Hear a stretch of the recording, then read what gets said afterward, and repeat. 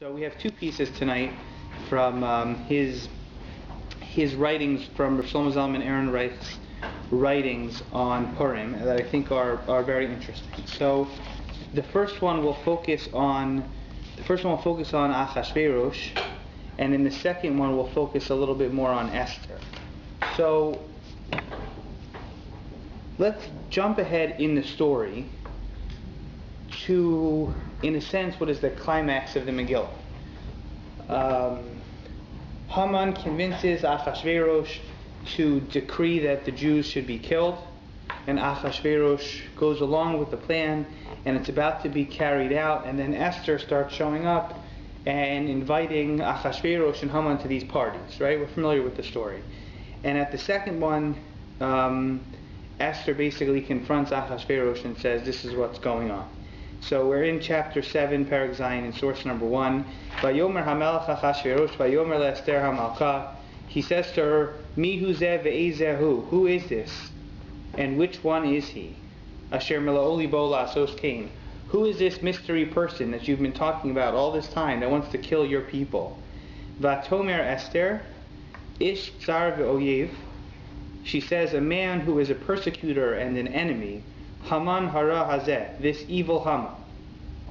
And then the Megillah tells us, V'Haman nivas, and Haman shuddered, milifnei hamelech v'hamalka, in the presence of the king and the queen. So this is really the pinnacle of the Megillah. This is when the v'nahafochu, everything starts to turn over in the story. It starts right there. So you can almost feel, when you read through the Megillah, when you hear the Megillah read on Purim, you can feel the build-up.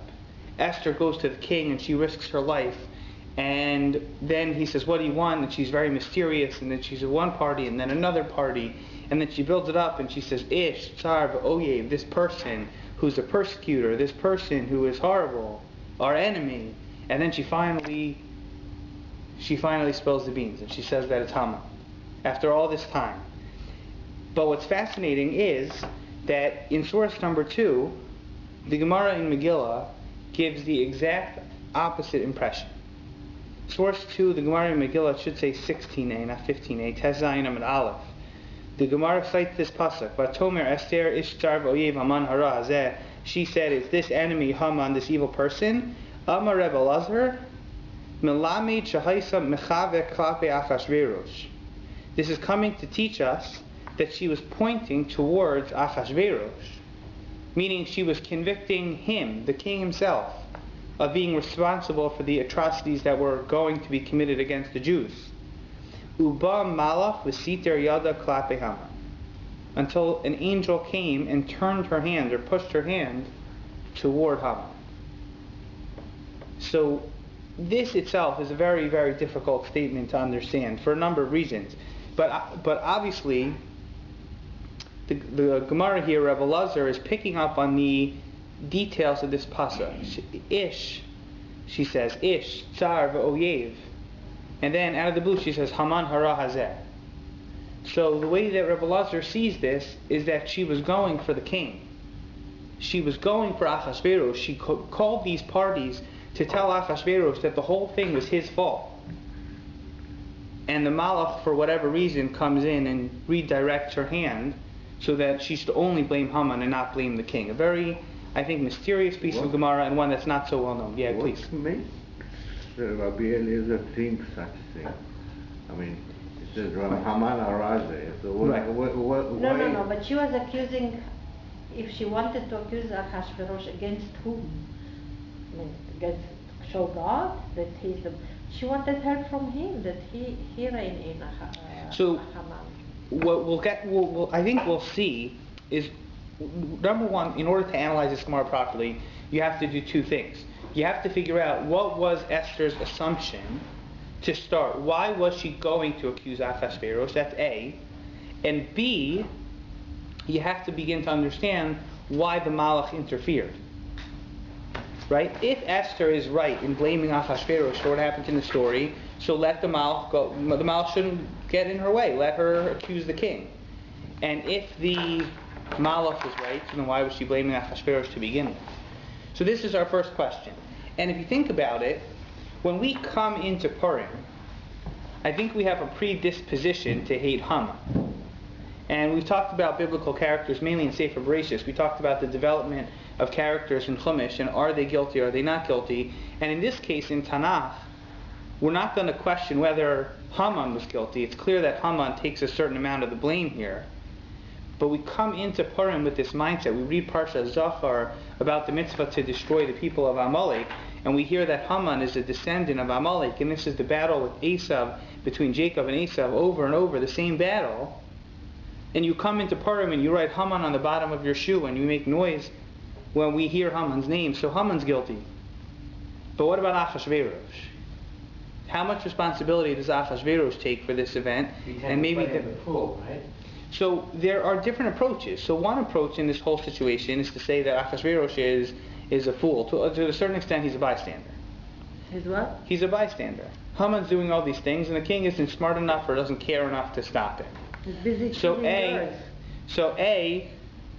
You could say, well, that itself is a problem, that he stands by and lets the authorities within his kingdom wreak havoc as they see fit. That's one approach, but it seems like this Gemara is driving it a little bit more. That Esther thought that she shouldn't be pointing at Haman, she should be pointing at Achashverosh. Why would she invite Haman to the party? That's a great question. I'm not sure. The one thing I would say is that as much as she wants to blame Achashverosh, you can't ignore Haman. But we have to kind of figure out what the relationship between the two of them is. So that's our first question. One question. Yeah, please. Before we progress here. The Achashverosh did not know what Haman is doing. Well, he knew he was killing innocent people. No, that's why he said to her, when he hears it from her, what the Haman plan was, it says the first time he hears it, he did not understand what really Haman had in his mind. Because Haman misled him, what he told him. So when he hears it from her, he's what? Who is this man? Who can do such a thing? Haman did not tell him this. The Jews and this. He described us as different people completely. He deceived them, the Achashverosh. So he doesn't know what really Haman had. Again, it's the same thing again. We know some blame must be on Achashverosh, but where did Rabbi Eliezer got the point? How did the thing come to his head? Okay. There's nothing mentioned in the Megillah. So in source number 3, we'll see that Rebbe Elazar is not the only one who puts a lot of the blame on Achashverosh. The Gemara says the following: Vayomer Hamelech LaHaman Akesef Nasun La, quoting the verse from the Megillah, that the king says to Haman, keep your money, V'ha'am, and this people which you want to destroy, La'asos bo kato ve'enecha.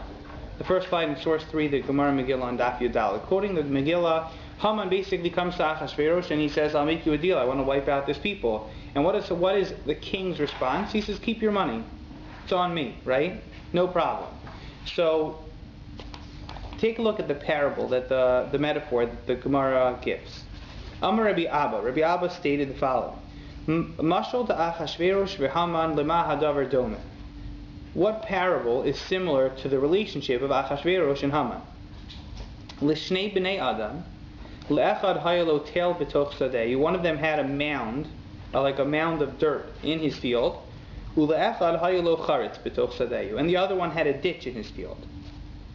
Baal charetz omer, the owner of the ditch, or the owner of the field that had the ditch in it, said, Mi yitain li tel zeh b'damim. He sees a mound in someone else's field and he says, wow, if I could buy that. In other words, he suffers with a ditch within his field and he hopes to buy extra dirt to fill the ditch. Right? Mi yitain li tel zeh b'damim. Baal atel omer, the owner of the mound, says, Mi yitain li charetz zeh b'damim. He said, if only I had a ditch in my property, I would have somewhere to fill it up. Something with which to fill it up. Liyamim, after some time, Nizdagvu zeh eitz al zeh. The two of them come into contact. These two owners of the two different fields meet. Amar lo bal charetz lebal hatel. So the owner of the ditch says to the owner of the mound, Machor li telcha. He says, please sell me this extra mound of dirt that you have in your field. Amar lo, and he says back, Tol osa b'chinam, take it for free, v'halavai, how great it is. What's the metaphor? The metaphor is that you have two people with opposite needs. Both of them are desperate, both of them are in need, and they're willing to pay for the service of the other. But when they find each other and they see that each one needs the other, there's no need for any compensation. It's a win-win. That's what happens with these two owners of the field.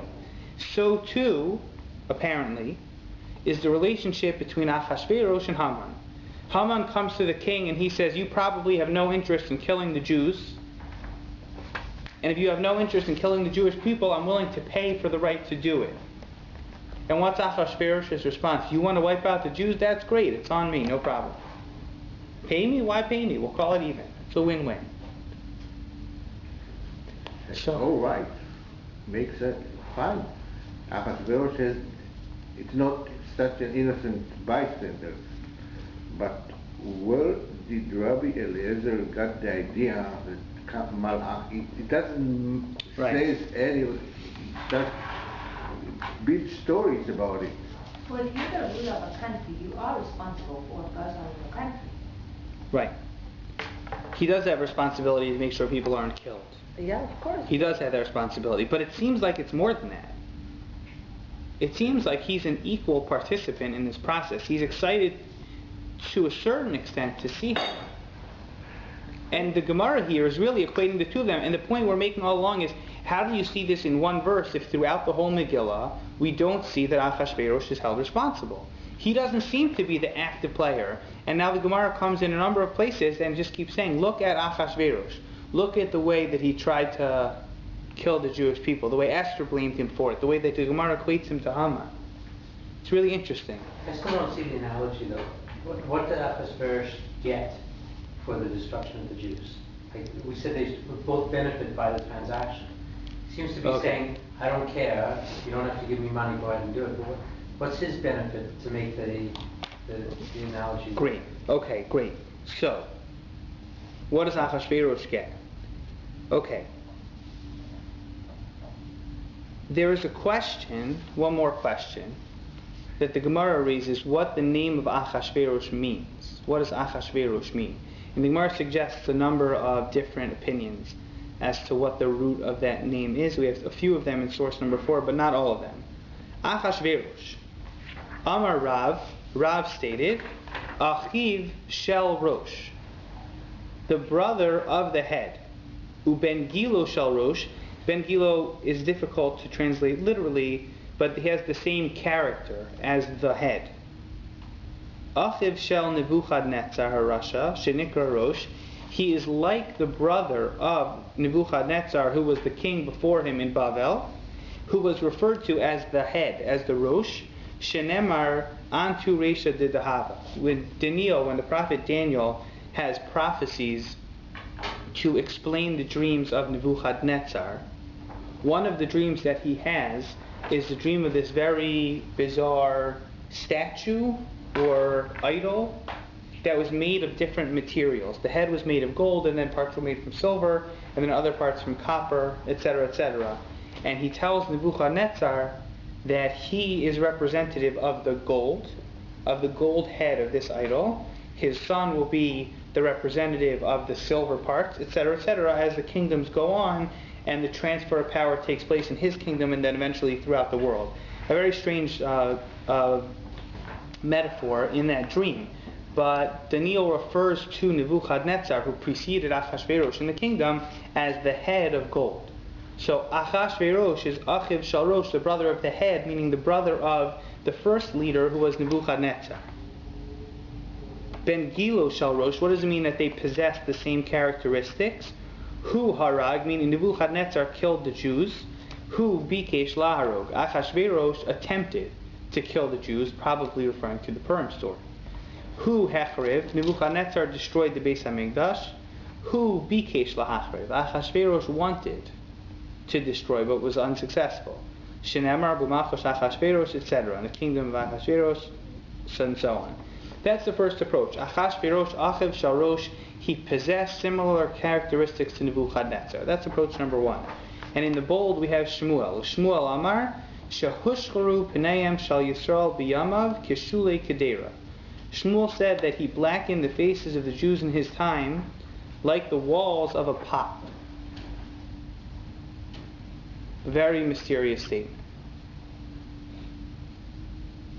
Blackened the faces of the Jewish people, or the faces of the Jewish people were blackened in his lifetime. Any thoughts on that?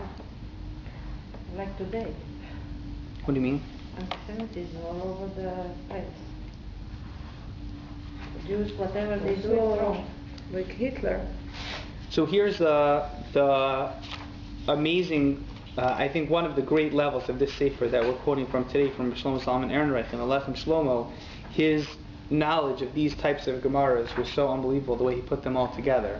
The Gemara in Brachos tells us that when a person has a dream, we take dreams very seriously. I don't know if I ever told this story. When I was interning in New York last year, the rabbi was on vacation, and while the rabbi was away, I gave a parsha shir there before Mincha on Shabbos afternoon, and this woman came to the shir, and after the shir was over, she said, "Can I ask you a question?" And she looked very serious, so I said, "Okay, fine." So she said, "I had a dream last night about rats, and I want to know what to do."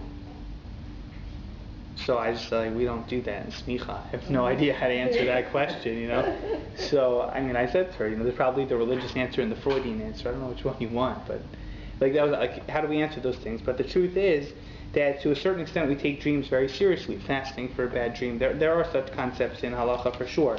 So the Gemara in Brachos basically tells us that there are a number of things that if a person sees them in a dream, it's a sign that certain things will be happening in their future, good things or bad things. And the Gemara says there, what happens if a person has a dream and they see a kedera and they see a pot?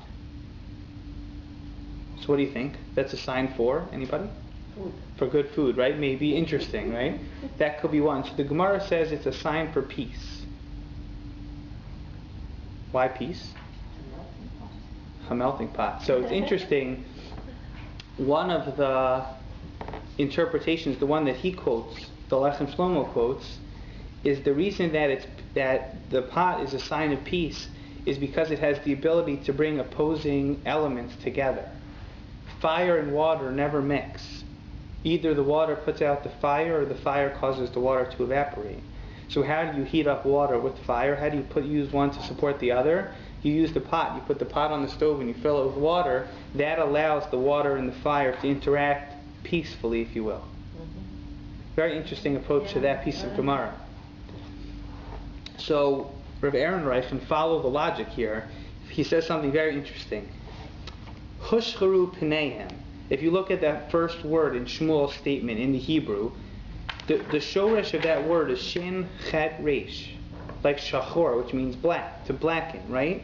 How is that similar to the name of Achashverosh? Achashverosh is the reverse.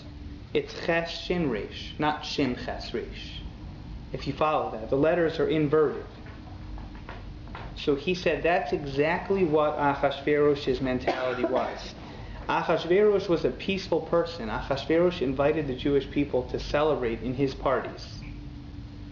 And as nice as they may have thought that it was killing them spiritually.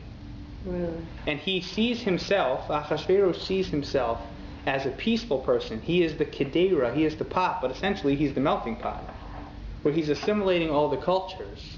Where you have Jewish people coming to celebrate at his party, drinking from the vessels of the Beis Hamikdash that they shouldn't be. It looks like peace, but it's really inverted, because Achashverosh's peace is what's killing their neshama. It's killing the spirit of the Jewish people. And that's the symbolism here in the Gemara, which is unbelievable the way he says it. And that's what's fascinating is he makes the following suggestion. He says there are two ways in which you can wipe out the Jewish people. One way is to do it violently. That's the path of Haman. And the other way is to do it peacefully, and that's the way of Achashverosh. Achashverosh and Haman are both out to remove Jewish identity from the Babylonian, from Paras Umadai, from their country in those provinces. But they go about it in two different ways. Achashverosh says you can live here, but you have to attend the party. You have to be equal. You have to assimilate. You have to lose your past. And Haman says, you're not welcome here. I'm going to kick you out. I'm going to kill you. I'm going to wipe you out. Now, if you go back, I think this is a beautiful layer that he adds to the Gemara in source number 3. The metaphor of the two property owners, one who has the hill and one who has the ditch. They're parallel. They're really complete opposites. Achashverosh is this mound of dirt, and he's trying to find a place to put it. He's trying to find a way to level the playing field, right?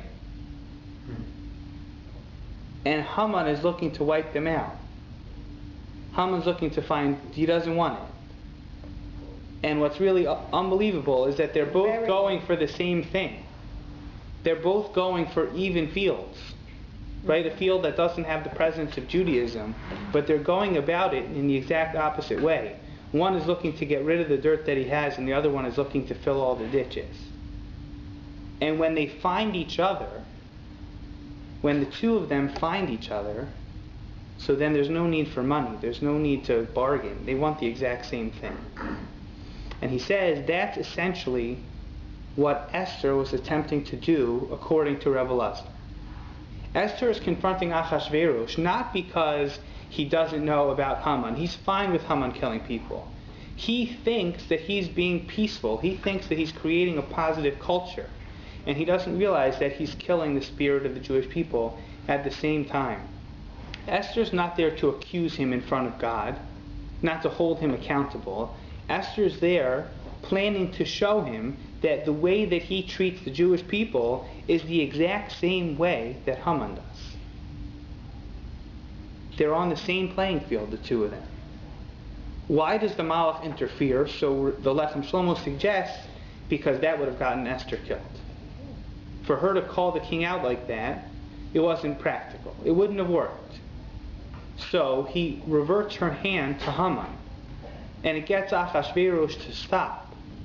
But in principle, in theory, she was just as right to accuse Achashverosh of annihilating the Jewish people as she was of Haman. But she would not have achieved anything except being killed. Exactly. Together with other Jews. So she's lucky enough that the Malach was there. But still, it says in the Bible, every word is count. He's building stories about words that not exist. All fine. Achashverosh was such an innocent. But why at this point exactly, where did you get the idea that at this point exactly Malach, nothing mentioned? It's a great question. It's a great question. I don't know, we have to figure that out. So that's... they make it a Midrash or a halacha. What is this? What is called? This is what we call this. I mean, we call this agada. Agada. Meaning, Legend. you know. But Agada. right, it is an interesting layer. I'm assuming that what Rebbe Lazar is picking up on is the extra terminology in the pasuk. That Esther uses so many titles, so many descriptions to describe Haman. It's as if she was gonna be talking about someone else, and then she shifted and started talking about Haman instead. But it's definitely a creative. You try to show us that every word has a meaning. And this right. Is, but there is a little bit of superfluous terminology here. We just have to figure out what the usage is and exactly how he gets this. That's a good point. But be that as it may, so I just think that that's an interesting perspective on Achashverosh, because on the one hand we have this mentality that Haman is always the guilty party, and the way that Achashverosh dealt with the people was maybe negligent. It was he didn't know any better. Okay, fine, he didn't know any better. But what about maybe there was something more that he was doing? And in essence, I mean, that's really the big. We talked about this a little bit in Parsha Shkalim, but Achashverosh always do what people tell him from the beginning of the Megillah. His people tell him to get rid of Vashti, he gets rid of Vashti. Haman tell him do this, he does that. Esther tell him do this way, he does this way. Parashat, what is the name? Charbonah, tell him this, he does. Right, He true. seems Right. no character. So- He was only a hero. Like he was a good fighter, strategic in war, Mm-hmm. and that's it. When we have the ceremony at a bris milah, at a circumcision, we say the pasuk, "Ve'amar lach b'damai chayi," we will live by our blood. Mm-hmm. We say it 2 times. Ve'amar lach b'damai chayi, ve'amar lach b'damai chayi, a second time. 2 times. So the Brisker Rav, among others, asks the question, why do we say it twice? Why do we say this verse twice? And he suggested something that reminded me very much of this approach in the Megillah. He suggests that there are 2 bloods by which a Jewish person lives, and this is a very difficult message, but maybe a true one. Jewish identity, says the Brisker Rav, is maintained either by the blood of circumcision or by the blood of war. When we're willing to make sacrifices in our fulfillment of mitzvos, we maintain our identity by doing that. Mm-hmm. It's maybe not so specific to circumcision, but to mitzvos in general. And the alternative is the blood of persecution. And we mentioned this maybe once before, but those passages in the Holocaust about people saying that I didn't even realize I was Jewish until they came knocking on my door, and which is an unfortunate tragedy. But what's going on in the tension between Haman and Achashverosh here is really those 2 perspectives. The Jewish people are losing it because Achashverosh is inviting them in to do the things that maybe they shouldn't. And the way that they maintain their identity is by the persecution of Haman. That through the Haman process, through that persecution and the potential danger, comes about a realization that they need to pray towards God, and the fasting, and the kimu v'kiblu, the reaffirmation of their acceptance of Torah, and with that, the mitzvahs of giving charity, and the mitzvah of mishloach manot, all those things kind of come back into the realm of what the Jewish people were doing. And I think that very much rings of what the comment of the Brisker Rav. But there's a big difference between Haman and Ahasuerus, because Haman singles out the Jews. He wants to kill all the Jews. Because Ahasuerus just wants all of his people that he rules over to assimilate and to all be the same and to be united. That's a good point. He's not singling out only the Jews to assimilate. True. I don't know if that makes it any more innocent. Right. Right. But he's not singling It's definitely out. right. Ahasuerus wouldn't call it anti-Semitic, if you will, even though for Haman you might. Yeah. Right. That's a good point. That's true. He just wants all his people to be the same. Right.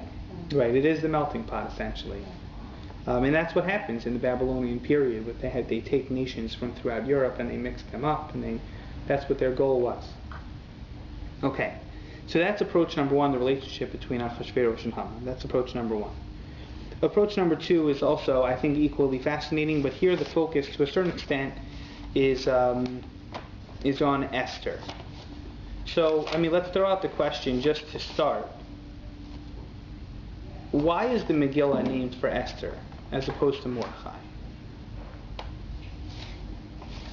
He makes the argument, you could disagree with this if you want, but he makes the argument that calling the Megillah of Mordechai, or the Sefer of Mordechai, would highlight the miracle even more. One could argue. After all, the fact that the king listened to Esther, even though it was risky for Esther to enter the palace of the king without permission, etc., the fact that it's named for her, the fact that she was listened to by the king, is not so miraculous. After all, she is the queen. Mordechai, on the other hand, is really manipulating the whole situation from the outside. He's lucky enough to overhear the 2 people that want to assassinate the king, and he's the one who stands up to Haman. So why is it Megillas Esther? Talk about Mordechai, you could really make you could make a stronger point. That's question number 1. If there are thoughts, I'll take them. That did a miracle, right? Yeah, Hester. Right. Okay. So when we talk about Hester in the Megillah, what do we mean? I think we're going to put a new spin on it. God doesn't appear in the Megillah. Right. The name of God doesn't appear. So who is hidden? God. God is hidden. So if you look at the last source on the page, look at the last source on the page. This is where that whole conversation comes from. The Gemara has an almost amusing question, but maybe a very important, thought-provoking question in Chulin, source 7, Chulin 139b. The Gemara asks, there are 4 people, we only have 3 of them here on the page. The Gemara asks, how do you know that they existed from looking at the Torah. I'm not sure if you're familiar with this piece of the Gemara. The Gemara says, how do you know that Moshe is from the Torah? How do you know that Haman min ha-Torah minayin? After all, the Torah is written before Haman ever came around, so how do you know that Haman, what is the source for Haman in the Torah? So the pasuk says in Bereshis, Hamin ha'etz, that when God confronts Adam and Eve, Adam and Chava, for eating from the Eitz Hadas, what does he say? Hamin ha'etz, have you eaten from the tree? And he says Hamin, which could also be read as Haman. What's the connection? It's a little strange. Okay. Esther min ha-Torah minayin, and this is the one you guys were referring to. Ve'anochi haster astir. God says, I will hide my face. And that is a reference to Esther. And then it goes on, Mordechai min ha-Torah as well, and like I said, the Gemara was preceded by asking about Moshe, which is even more difficult. Anybody have any thoughts on what this Gemara means? Yeah, somebody said, more draw. Right. Yeah, correct. And from there he said, the words that you have in the whole Megillah will give you the name of Mordechai and the name of Esther. Mm-hmm. If you count the words in the Megillah, from this more draw, this 1,100 something words, and again in the Torah, it will give you the name of Mordechai, and also the same as Esther. So the Maharsha points out in this Gemara something that's very interesting. All the people that are mentioned here have multiple names. Yeah, Esther has multiple names. Moshe has multiple names. Haman has multiple names in the Megillah. Right. And he says what the point the Gemara is driving at is trying to find not the title of the person, how they were called, but the Gemara is searching for their essence and who they were, and there's a reference to that personality in the Torah as well. But it's not the focus of our discussion, but it does support what you're saying, that the Megillah Esther doesn't just refer to Esther, but it refers to something that's hidden. And one approach to that is to take I think the more famous approach, that what's hidden from the Megillah is God's presence. But I'll suggest an alternative tonight. No, just not present. So, two questions. What is the name of Binyamin? Binyamin's a very strange name, right? Rachel has Binyamin. Rachel dies in labor when she's having Binyamin. And she names him Ben Oni. Okay. Right? The son of my pain. Because she's in the process of dying. Ve'aviv and his father, Karalo Binyamin. And he switches the name. Yamino. Right? Yad Yamino, his strong hand, the son of his might. He switches it to Binyamin. So, it's a very weird name. What was Rachel thinking when she said Ben Oni, the son of my pain? It's a very interesting name. Sometimes it has the meaning of power. Great. So Oni, like Reuven Bechoriata, Kochi V'Reshit Oni. Reuven, the Bechor of Yaakov, he describes him as Oni as in strength also. So there is a suggestion that in her last moments of life, Rachel is blessing her son that he should possess the same qualities or strengths that she did. And if you look, as Lechem Shlomo points out, if you look at Rachel's life and the events that take place in it, you see that she has a very unique ability to remain silent. Think about Rachel's situation with her sister and the swap between the two of them when it comes to marrying Yaakov. Do you hear a word out of Rachel? Nothing. Does she say to Leah, you know this is a switch? It could very well be that Leah never even knew. It could be that she never heard. Right? And even if there comes a point where Leah says to Rachel, you're trying to steal my husband, and she would say, where have you been? You stole mine. She says nothing. She remains quiet. Again, we find that Rachel, when they leave the house of Lavan and return back with Yaakov, she takes his avodah zarah. Right? And Lavan comes looking for it and he confronts them. Does she say anything? No. She doesn't say anything. Rachel has the power of silence. And that suggests to Lechem Shlomo is something that she was passing off to Binyamin. Now, he suggests in the article, and I could not research this enough to prove it, but he suggests that it's possible that Binyamin knew that Yosef was alive in Mitzrayim. And Yosef was successful in Mitzrayim all along. I'm not sure how he knows that. And he suggests that Rachel gave Binyamin this power so that he could remain silent while Yosef was there, so that the brothers would end up going down, which is something we talked about in Bereshis, and have the opportunity to do tshuva for the way that they treated their brother. But again, that I can't validate that because I'm not sure where he gets it from. That Binyamin knew all along. I'm not sure. But this is what he tries to develop. Rachel really is a model for silence, and that's what she passes off to Binyamin. What's the first thing we're told about Mordechai? Ushmo Mordechai ben Yair ben Shimi ben Kish ish Yemini. Mordechai is like Rashi says, the simple explanation of Never. He's from Shevet Binyamin. He's the great grandson of Binyamin from Rachel. And Mordechai possesses the same value for silence that Binyamin and Rachel had before him. I don't think so. In source number 5 is the famous passage of the Gemara in Megillah on 7b, Zayin and Beis. Amar Rava Mechayev Inish L'Bsume B'Por Yad Lo Yada Bein Ar Haman Levarach Mordechai. A person is obligated on Purim to get drunk, to become intoxicated, until he's not able to distinguish between Ar Haman and Baruch Mordechai. What's the simple explanation of that Gemara? The most famous explanation of that Gemara?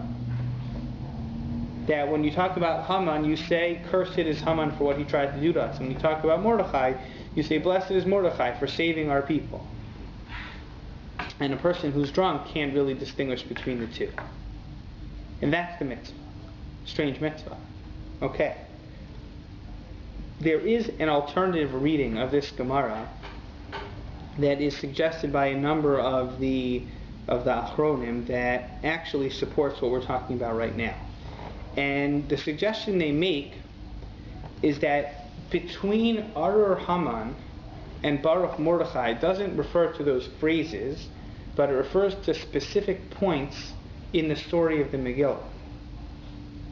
We're first told about who Mordechai was at the beginning of the 2nd chapter in the Megillah, right? The Megillah opens with Achashverosh and killing Vashti and on the council of Haman and the others, and then his search for a second queen, right? And then the 2nd parak opens with Mordechai dealing with Esther and preparing her to go to the palace. Then, after she's chosen, what's the beginning of the 3rd parak? The introduction to Achashverosh. The introduction to Haman. So from the beginning of Parak Beis to the beginning of Parak Gimel is the first mention of Mordechai and the first mention of Haman. And what goes on in that 2nd parak? What is the 2nd parak basically about? It's the preparation that Mordechai gives Esther when she should enter the palace of the king. What does he say? His one message to Esther is essentially, don't tell him who you are and don't tell him where you're from. He tells Esther to remain silent to the questions of the king. If you look at source 6, we have a very similar idea to source 7. By Yehi Omein es Hadassah, he, remember Hadassah is the other name, we're going to see the other name of Esther. Real name. He raised her. Mordechai was the one who raised her. Kari la Hadassah, Vikari le Esther. Right? At times she's called Hadassah, and at times she's called Esther. Tanya, Rabbi Meir Omer, Esther Shema. Her name really was Esther. Vilama Nikra Shema Hadassah, so why was she called Hadassah? Al Shem HaTzadikim Shenikru Hadassim, like the righteous people that are like the myrtle branch. They're like a Hadassah. V'chein hu Omer, v'hu Omeid Bein HaHadassim. The prophet Zechariah, he said this person stood between the myrtle branches as an expression of saying he stood amongst the tzaddikim. That's approach number 1. Rabbi Yehuda says the opposite. Hadassah Shema. That her real name was Hadassah. Vilama Nikra Shema Esther, so why is she called Esther? Al Shem Shahaisa Mastera Estivareha. She hid her words. Shenemar Ein Esther Magedes Esama. Because the Megillah tells us that she wouldn't reveal her nation, Ves Malata, and her place of birth. The Hester suggests to Lechem Shlomo is not the lack of God's presence in the Megillah, but it's the way in which Esther hides her past from Achashverosh. And you could argue this back and forth, but what would have happened if Esther had told him who she was? What would have happened if Mordechai never asked her to be silent? So one approach is to say that the reason Mordechai told her to be silent was why? Because if they would find out she was Jewish, she would never have been taken as the queen. And if she never would have been taken as the queen, then he wouldn't have had the ability to fend off someone like Haman. But the approach that the Lechem Shlomo takes is different. And he says, had Achashverosh known all along that his queen was Jewish, Haman would have never gotten off the ground. When Mordechai saw the situation the Jewish people were in, and this really follows our first idea, when he saw the state of the religious practice of the Jewish people in Paras and Madai, he recognized that he couldn't just let them keep living the way that they were. Mordechai knew that the people needed a wake-up call. And he saw that Esther going into the palace, and he realized that the people would be so secure that nothing would change them around. He knew who Haman was. He knew the situation. And he says, don't let the king know you're Jewish, and let's see how things play out. And essentially, what happens? Haman comes to the king and he requests this decree, and once the decree is sent out, there's nothing you can really do about it. And then Esther needs to go barge in on the king, and she doesn't have permission, and she has to risk her life. And she calls upon a fast, so the Jewish people should fast in her support, and they should pray, and they should daven for her. And what happens? That inspires the people to reach the levels that they did at the time of Purim. And had Esther said it all from the beginning, the events never would have happened. So what is the mitzvah, maybe, of getting drunk on Purim, says Lechem Shlomo? A person should get drunk until they can't distinguish what happens in Perek Beis. What is the biggest problem with getting drunk in terms of your career and your stature the next morning? One of the biggest problems you encounter is all the things you said that you wish you hadn't. So the V'nahafachu that we celebrate on Purim is to speak freely in a way that we wouldn't have done otherwise, in a way that Mordechai discouraged Esther from doing, which put us in this position, which I think is a very interesting idea. But what bothers me about it, I'll admit it to you, and I think this question has to be raised, is, does Mordechai have the right to do this? If you take the approach that Esther being openly Jewish would have prevented the whole thing from happening, maybe we're better off with the Purim story. But was it acceptable for Mordechai to go that route? Maybe he had nevuah. Maybe he had nevuah. I think the other option is he had no choice. That the state of assimilation was so great that it, desperate times call for desperate measures. But to see the Purim story as being a conscious, obviously Mordechai wasn't in control of it, so you can't say that he brought it on. But Mordechai's decisions made it possible for this to take place. It was his hidden nature. It was the great-grandson of Binyamin, the great-grandson of Rachel, whose silence really brought the Jewish people back. And it's interesting because this notion that sometimes the silence causes the pain or the suffering of Galus to continue and until the Jewish people earn their own way out. So this isn't just the midah of Esther and the midah of Rachel, but to a certain extent this is described as one of the midos of God. This is one of the characteristics of Hashem. When we read the Az Yashir in Parshas Bishalach, we read Micha Mocha Ba'ilim Hashem, Micha Mocha Neder Ba'Kodesh, those famous words that we say in davening. Who is like you, Hashem, in your strength? And it's not here on the source sheet, but the Gemara and the Midrashim make the following play on words. Who is like you that is strong? Micha Mocha Ba'ilim Hashem. Elim can also be read Alimim, which means those that are silent. Like an Elim is someone who is silent. And the idea was that God could have taken us out from day one, but we never would have had the experience of slavery in Egypt, which is one of the identifying experiences of the Jewish people before they received the Torah. And God, His name is often the one that's being disgraced. When they talk about the destruction of the Beit HaMikdash, God destroys our temple because we need it, not because He needs it.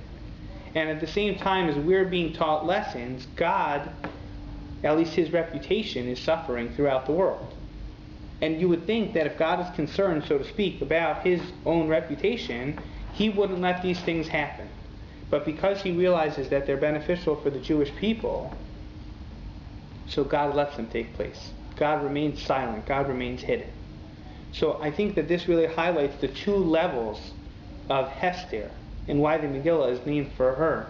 Not just that God was hidden in the Megillah, which is true, and something we talked about earlier in the year, that we always mention Yetzias Mitzrayim, because from those revealed miracles that occurred in our past, we're supposed to, like the Ramban says, to find the hidden miracles that occur day by day. And that's one of the challenges that existed in the Purim story. It's not just God that's hidden, but it's Esther that's hidden also. And I think that that's at least something to think about in terms of the plot as it develops from Parak Beis and on, and how we celebrate Purim with drinking until today. So we'll stop here if there are any questions. Come on.